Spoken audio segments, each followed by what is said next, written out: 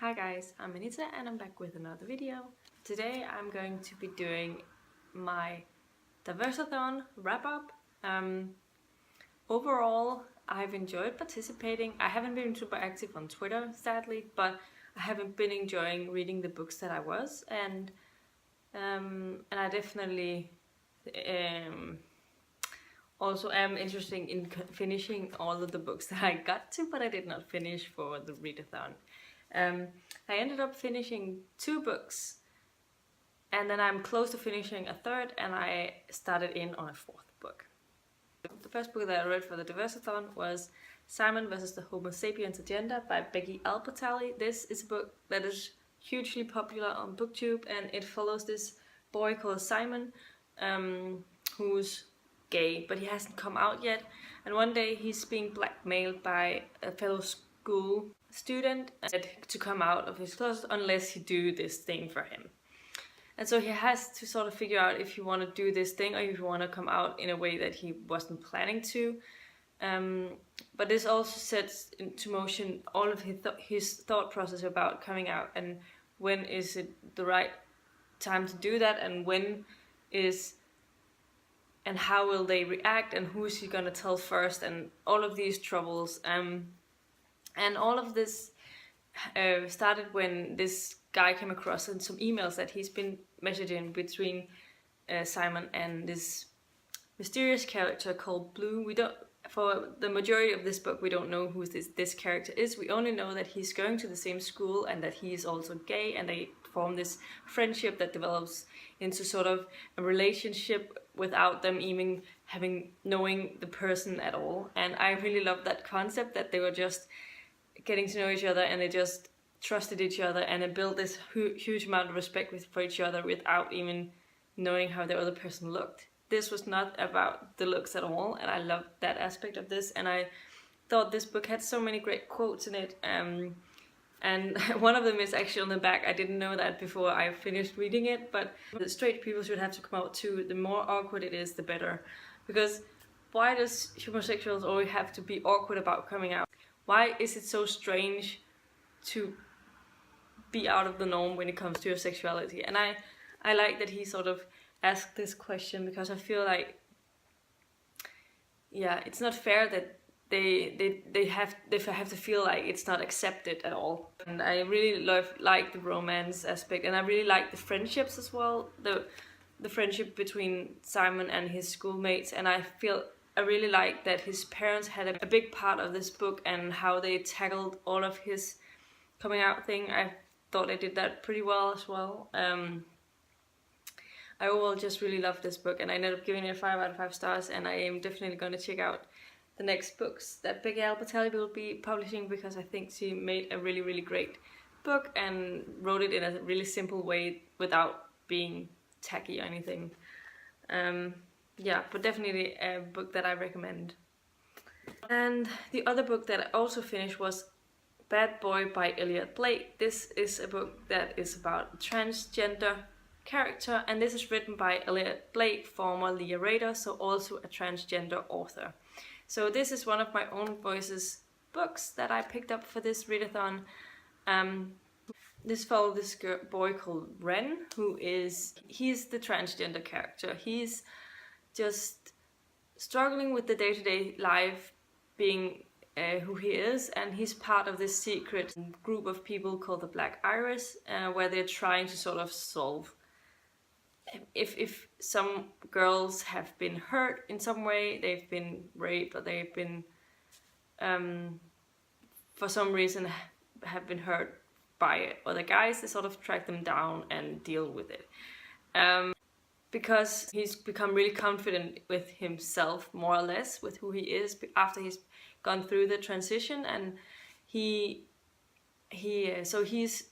when he's at bars, he sort of hooks up with the girls that he's able to, not if he doesn't like them, obviously, but then one day, because of this, he's framed by someone who claims that he raped them, that everyone thought that he would be different after he changed into a guy, because he used to be a girl, so he'd understand that perspective of that.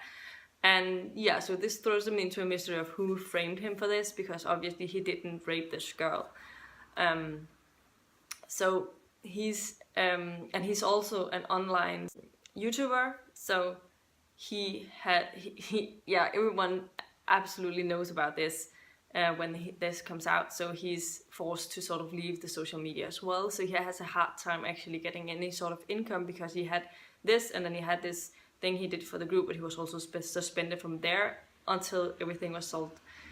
And then there's some problems at home with people accepting him for who he is after he's changed, like his parents and then his roommate as well. He's not really happy with his change, because she liked him better when he was a girl, because she's sort of a lesbian, and they used to have a sort of relationship. Anyway, I overall enjoyed the plot. It was a little slow to get into, and it sort of, yeah, had a slow starter, but I ended up really enjoying it, and I liked following the mystery, who was going to be, but at some point I started guessing who it was before it was revealed, because there was just some things that you couldn't really ignore. But overall, I also really liked following Ren and how he was struggling with this new part of him, and trying to make people accept that him for who he is, and that they respect his decision to have changed into a man. And personally, I have one of my friends is also a transgender. He, when I first met him, he had just been accepted to change his name to a boy's name, except it should be a boy's name that was able to be, that you were also able to be called as a girl, which I think was super stupid, but that was the rules. So he ended up changing his name, obviously, and then, yeah, through all those phases, I've sort of known him, and yeah, then because we're living so far apart, we don't see each other very often. So when he started going to his hormone pills, so taking these shots, the way his voice changed after that was pretty interesting, and just a little bit of a shock, but I just completely admire that he stands up for himself with this, and he really wanted this, and he definitely also has his struggles with being accepted for who he is, and has some issues to deal with that, and has had a hard time getting his parents to accept what he chose to do as well. So this is definitely also a book that I think I'll probably recommend to him, because I think that he might be able to relate to this book a lot. And yeah, I ended up giving this book a 4 out of 5 stars. It wasn't a 5-star read, because I think there were some problems with it as well, because I don't support solving violence with violence thing. The whole thing that he did with the Black Irish, I didn't think it was the right way to do that. I understand that it's not okay for anyone to rape anyone, and it's not okay for all of that. That's definitely not okay, but I don't feel like it's okay for you to go out and be just as horrible. That doesn't really make any sense, and just, I think you should let police or someone in the right profession deal with this sort of stuff. Yeah, but I don't really think it would just, yeah, give a lot more problems if it's figured out anyway. Yeah, but as I said, I overall enjoyed this book and thought I had a fun time listening to this. I was listening to it in audio as I was driving to and from work, and I think it worked well, and the narrator was good at narrating it as well. And it's definitely not the last book that I'm checking out from Elliot Waite or the Waite Reader. I know that he has 3 other books out by the other name, and I'm definitely going to check those out now. I'm not sure if I should have read Black Irish before this, the book Black Irish, because of this GOODREADS, but we'll have to figure that out later. And the other book that I'm close to finishing, I'm actually really close to finishing it. I think I have about 50 pages left or something. And that is Leo Loves Arias by Anita Sunday, I think her last name was. And this is a male romance.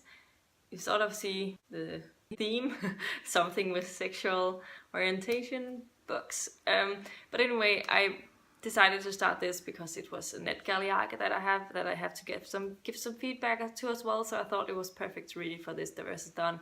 I still not have finished it, obviously, but I've really been enjoying it. I thought it was really cute and innocent in the way that it was projected. I will come back and give a full review of this once I finished it, but I definitely think that it's gonna be a pretty good rating.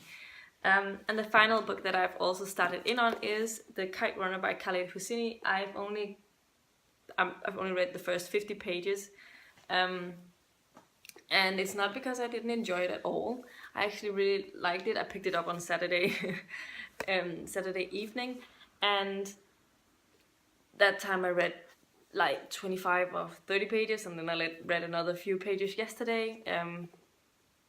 But I'm really enjoying the writing style, and so far the story is interesting, but I feel like this is a book that I really want to savor and just read a little bit slowly. So I'll be reading a couple of chapters every day. So I'll hopefully be back with a full review of this book when we come to the end of February. But this is definitely also a book that I'm really looking forward to read through. We'll see if I'll be able to just read a little bit. Maybe when the story really takes off, that then I might not be able to put it down. But for now, this is what I'm planning on doing. These were the books that I read and started in on for the Diverseathon. Let me know in the comments down below if you've been participating and which books you read.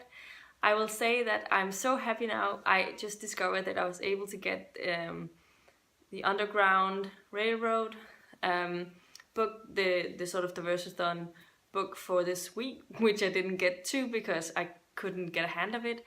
But I have just noticed that it's part of, I can get it down to my Overdrive, I can get it from the library. I saw that they had this book, and so I'm pretty sure I'll be trying to get that, but it was reserved, so I wasn't able to get it right now, so I'll have to wait for it to be able to actually reserve it as well, because I already reserved a couple of other books before I noticed it, and those I was really anticipating. So since I wasn't able to get to it in this week anyway, so I was gonna be my priority to get it next time I reserve books.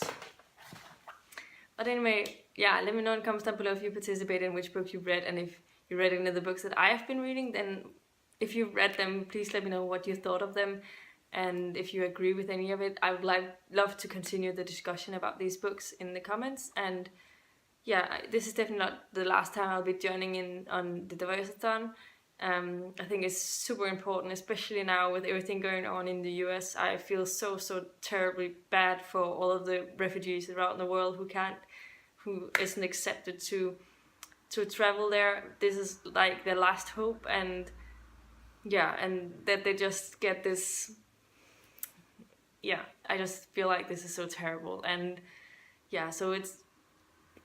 I feel so bad for all of those people who lives in these war zones where it's not even possible to get anywhere.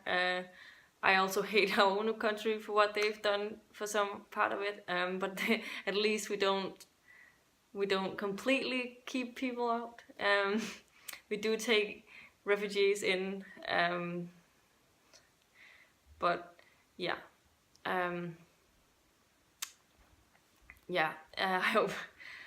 hope things will look a little better soon. This has definitely been a quite crazy start to the new presidency, that's for sure. If you like the video, please give it a thumbs up, subscribe to my channel if you haven't already, and I'll see you in my next video, hopefully very soon. Goodbye.